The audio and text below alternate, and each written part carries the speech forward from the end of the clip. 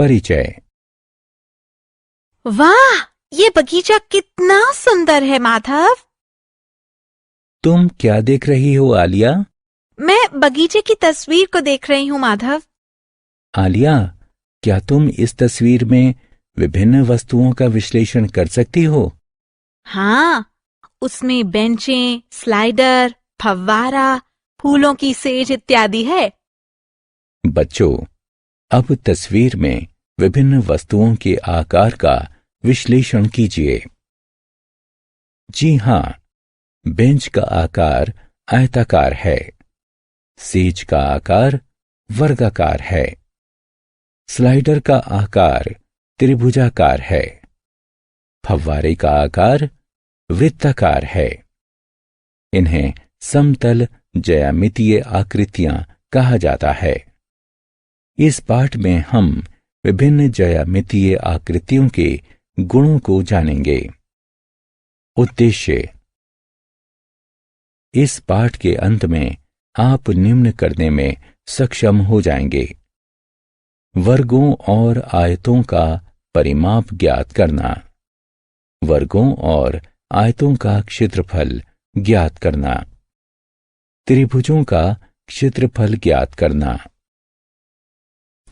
समानांतर चतुर्भुजों का क्षेत्रफल ज्ञात करना। एक वृत्त की परिधि और क्षेत्रफल ज्ञात करना। इकाइयों का रूपांतरण करना। वर्गों और आयतों का परिमाप। बच्चों, क्या तुम पार्क में फूलों की सेज की सीमाओं को माप सकते हो? हां, सेज की भुजाओं को मापकर सेज की सीमाओं को मापा जा सकता है। तो एक आकृति का परिमाप आकृति के चारों ओर की बाहरी सीमा होता है। अतः वर्ग का परिमाप वर्ग की भुजाओं का योगफल होता है। शायद आप समझ गए हैं कि परिमाप क्या होता है। क्या तुम पार्क में आयताकार बेंच का परिमाप बता सकते हो? हां, हमारे पास आयत की लंबाई और चौड़ाई की मापें हैं और आयत का परिमाप उसकी लंबाई और चौड़ाई का योगफल होता है। अतः इनके योगफल द्वारा हम इसका परिमाप निकाल सकते हैं। वर्गों और आयतों का क्षेत्रफल। विद्यार्थियों, क्या तुम पार्क में सेज के आकार को पहचान सकते हो? वह वर्ग के आकार में है। एक वर्ग बराबर मापों वाली चार भुजाओं की एक बंद आकृति होती है। क्या हम सेज का अंदरूनी क्षेत्रफल ज्ञात कर सकते हैं? हां, यदि हमारे पास किसी एक भुजा की माप हो तो हम क्षेत्रफल ज्ञात कर सकते हैं। एक वर्ग का क्षेत्रफल उसकी एक भुजा का वर्ग होता है। आपने पार्क में बेंच का आकार अवश्य ही देखा होगा। वह बैठने वाले शीर्ष भाग पर आयत के आकार का होता है। क्या तुम बेंच के शीर्ष भाग का क्षेत्रफल ज्ञात कर सकते हो?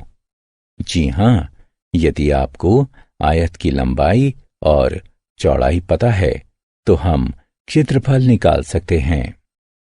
आयत का क्षेत्रफल उसकी लंबाई और चौड़ाई का गुणन होता है। त्रिभुज। क्या आप जानते हैं कि त्रिभुज क्या है? जी हां, एक त्रिभुज तीन भुजाओं वाली बंद आकृति होती है। क्या आपने पार्क में फिसल पट्टी यानी स्लाइडर को देखा है? वह त्रिभुज के आकार में है। तो क्या हम त्रिभुज का क्षेत्रफल निकाल सकते हैं? हम त्रिभुज के क्षेत्रफल के सूत्र का उपयोग करके भी त्रिभुज का क्षेत्रफल निकाल सकते हैं। इसके लिए हमें त्रिभुज के आधार, ऊंचाई की मापों की आवश्यकता होती है। त्रिभुज का क्षेत्रफल उसकी ऊंचाई और आधार के गुणन का आधा होता है। समानांतर चतुर्भुज। बच्चों, अब इस आकृति को देखो। क्या तुम इस आकृति का नाम बता सकते हो? जी हां, ये समानांतर चतुर्भुज है। एक समानांतर चतुर्भुज 4 भुजाओं वाली एक बंद आकृति होती है, जिसकी सम्मुख भुजाएं परस्पर समानांतर होती हैं। क्या हम इस आकृति का क्षेत्रफल निकाल सकते हैं? हां, समानांतर चतुर्भुज के सूत्र का उपयोग करके हम इस आकृति का क्षेत्रफल निकाल सकते हैं। इसके लिए आपको आधार तथा संगत समानांतर भुजाओं के बीच की दूरी की आवश्यकता होती है। एक समानांतर चतुर्भुज का क्षेत्रफल उसके आधार तथा समानांतर भुजाओं के बीच की दूरी का गुणन होता है, अर्थात समानांतर चतुर्भुज की ऊंचाई। वृत्त। बच्चों, क्या तुमने फव्वारे का आकार देखा है? फव्वारा वृत्त के आकार में है। क्या तुम वृत्त की परिधि माप सकते हो? हां, यदि आपको वृत्त की त्रिज्या ज्ञात है, तब वृत्त की परिधि के सूत्र का उपयोग करके वृत्त की परिधि ज्ञात की जा सकती है। वृत्त की परिधि एक वृत्तीय क्षेत्र के चारों ओर की दूरी होती है। दूसरे शब्दों में, यह वृत्त की सीमा रेखा होती है। वृत्त की परिधि एक अचर, जिसे पाई कहा जाता है, तथा उसके व्यास का गुणन होती है, या वृत्त की त्रिज्या तथा पाई के गुणन का दुगना होती है। बच्चों, तो क्या हम वृत्त का क्षेत्रफल भी निकाल सकते हैं?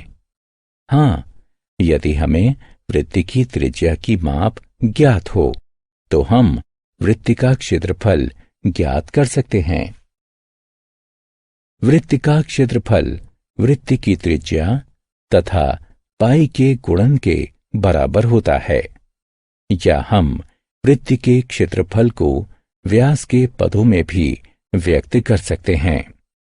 हमें ज्ञात है कि वृत्त की त्रिज्या व्यास की आधी होती है, तो इस स्थिति में वृत्त का क्षेत्रफल व्यास के आधे के वर्ग तथा पाई के गुणन के बराबर होता है। इकाइयों का रूपांतरण। हमें ज्ञात है कि 1 सेंटीमीटर में 10 मिलीमीटर होते हैं। 1 मीटर में 100 सेंटीमीटर होते हैं। 1 किलोमीटर में 1000 मीटर होते हैं और 1 हेक्टेयर में 100 मीटर होते हैं। कभी कभी हमें बड़ी इकाइयों को छोटी इकाइयों में बदलने की आवश्यकता पड़ती है। अब हम इकाई प्रणाली की मूल बातों को जानते हैं, तो हम निम्न प्रकार से बड़ी इकाइयों को छोटी इकाइयों में बदल सकते हैं। सारांश। आइए हमने जो कुछ भी सीखा है उसे संक्षेप में दोहराएं। वर्गों और आयतों का परिमाप, वर्गों और आयतों का क्षेत्रफल, त्रिभुजों का क्षेत्रफल, समानांतर चतुर्भुजों का क्षेत्रफल, एक वृत्त की परिधि और क्षेत्रफल।